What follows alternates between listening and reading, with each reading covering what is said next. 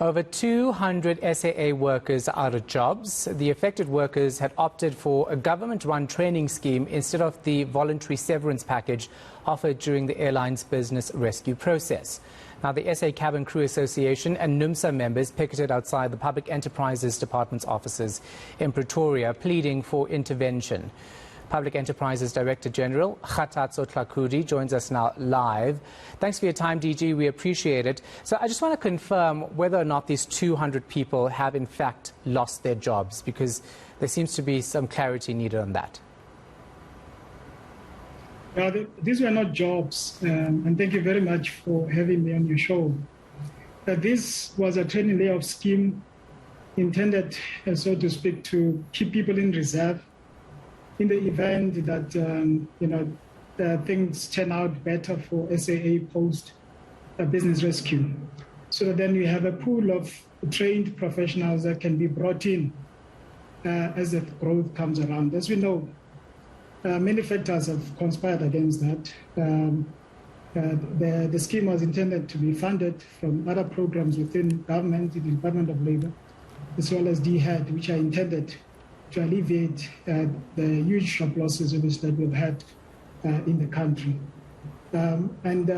Unfortunately, the SAA, because of its own financial situation, not being able to produce audited financial statements, has not been able to access those particular facilities. And those facilities are obviously managed by agencies of government which have specific rules as to how those funds could be accessed. Now, what has transpired here is that the training layoff scheme, SAA cannot afford to fund it from its own funds going forward. And what management has opted to do is rather terminate the scheme at this particular moment. And that will be coming into effect from the end of this month.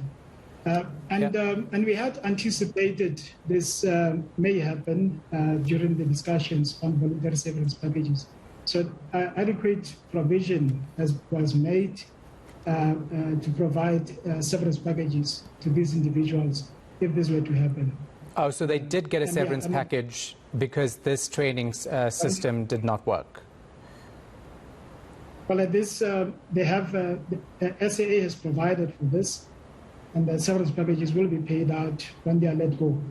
And it's an unfortunate outcome, but on our side from government, we still believe that this is the way that we need to go. Because as you can imagine, to have cabin crew, pilots, and other professionals in aviation to really train them to the levels of adequate proficiency, you require a lot of investment.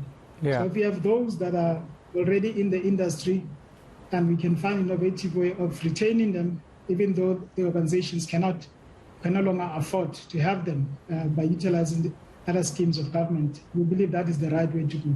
And I still believe that with once all the requirements of these government programs are met, that we can still be able to revive this training layoff scheme. It's worrying that a training scheme like this was not successful, DG, because it wasn't a big ask, was it? So who was responsible for actually making sure that this thing worked, and it didn't? Well, it's quite a significant ask. If you look at those individuals that have taken up the program, it's about 200 individuals. That's not a small number. So if you're going to fund a scheme like this, which was not only intended to ensure people receive an allowance during that period, but also that they receive training to keep them current, it's quite a significant outlay, you can say that. And as I indicated earlier, it was not intended to be funded from SAA. We had engaged our counterparts in higher education as well as in labor to assist. And of course, as I said, some the requirements for access to those funds could not be met because of the state SAA is in. And as you know, we have not had audited financial statements for quite a while. And the current board and the interim management are working on that. Yeah. And before long, we should be able to bring finances to date. Would you not have known that there would be no finances in the first place to even offer this alternative to staff who were going to be retrenched? This was the best that could be offered at that particular time. We knew the state of my apology, of SAA finances. And that was the reason why the business rescue process was initiated. And unfortunately, the process in terms of getting the financial statements audited is taking quite a long time, of course, because we are having to go back a couple of years in order to get this correct. But as I say, we had anticipated if this does not work out, for instance, if it were to happen that the jobs that we are hoping that would materialize from SAA do not come through, that we had provided for severance packages for these particular employees. Yeah. And as you can imagine, this program has been running for more than a year. So you can imagine how much has been put in by SAA in keeping these people in the layoff scheme. So my response to you is that the eventualities have been catered for. It's quite unfortunate that the industry as well, because of the pandemic, has taken a while to get the growth that we're expecting. Now we have an airline which is a 6-aircraft operation today. So it must make sure that it lives within its means and that it keeps the number of people on board that are able to ensure a profitable airline. Yeah. And these are, unfortunately, are some of the decisions that management must make in properly managing the organization, including cutting off unfortunate costs that cannot be sustained in the business. Okay, there were unions, of course, outside your offices today making a whole lot of statements. Some of them are saying that there is corruption and that there are VSPs who are getting rehired. Why is that happening, firstly? And if so, why is that happening? Well, we have a response which was sent to the unions by the management at SAA. And they are refuting those allegations, including the number, the unions were saying there's 250 managers at SAA. It's about 70 managers at SAA. So the allegations that they've put forward, unfortunately, cannot be substantiated. And we have said to them, if they can provide us with evidence, and that's what we expect yourselves as the media also to ask them to do, to provide information that supports the allegations that they are making. What we need to be careful of is that we know what happened in 2019 in November, when SAA unions, and this in this case Numsa and SACA, went on strike.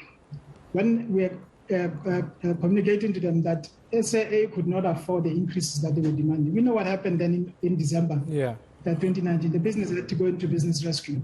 So what we are pleading with the unions is that we need to be responsible in how we conduct ourselves, to ensure that the process that is being undertaken now, to ensure that SAA is sustainable. It will be smaller than it used to be. There will be much more prudent management of resources, including ensuring that people are being properly paid.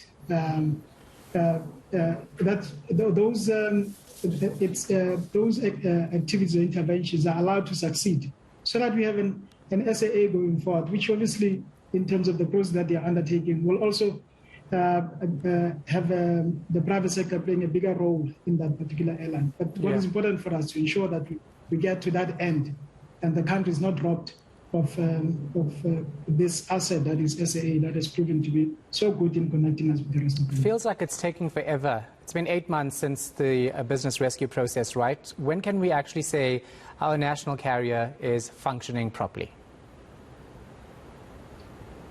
Well, it takes time. All the airlines are struggling.